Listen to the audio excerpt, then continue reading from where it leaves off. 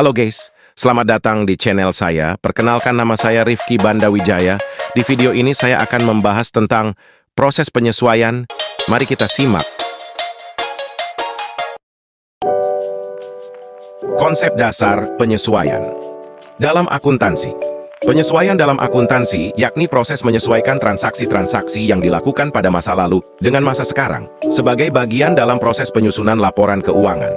Hal ini dilakukan karena proses pencatatan transaksi bukan hanya berbasis kas, namun juga transaksi berbasis akrual. Proses penyesuaian ini dilakukan oleh semua entitas usaha, baik itu usaha jasa, dagang, maupun manufaktur. Proses penyesuaian ini dilakukan setiap akhir periode akuntansi atau sesuai kebutuhan ketika perusahaan akan menyiapkan penyusunan laporan keuangan.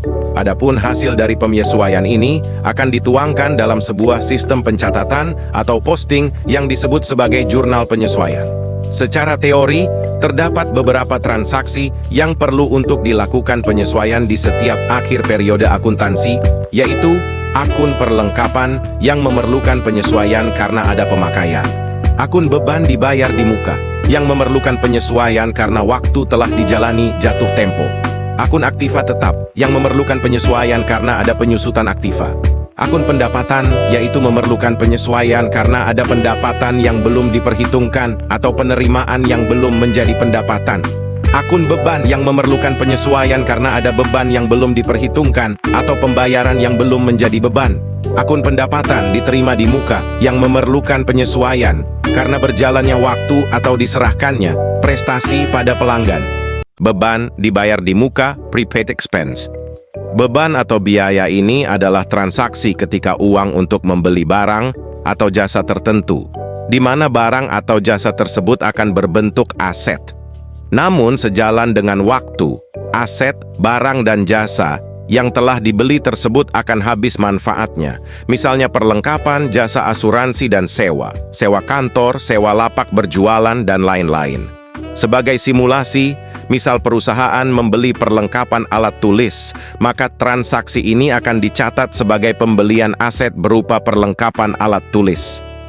Seiring dengan waktu, perlengkapan alat tulis tersebut akan digunakan menjadi bahan habis pakai. Nilai perlengkapan alat tulis yang telah habis pakai tersebutlah yang nantinya akan dicatat sebagai beban pengelengkapan alat tulis di jurnal penyesuaian. Beban yang masih harus dibayar, accrued liabilities. Yang dimaksud dengan beban yang harus dibayar adalah beban atau biaya yang sudah timbul kewajibannya. Namun karena terdapat sesuatu hal, perusahaan menunda atau menangguhkan pembayarannya.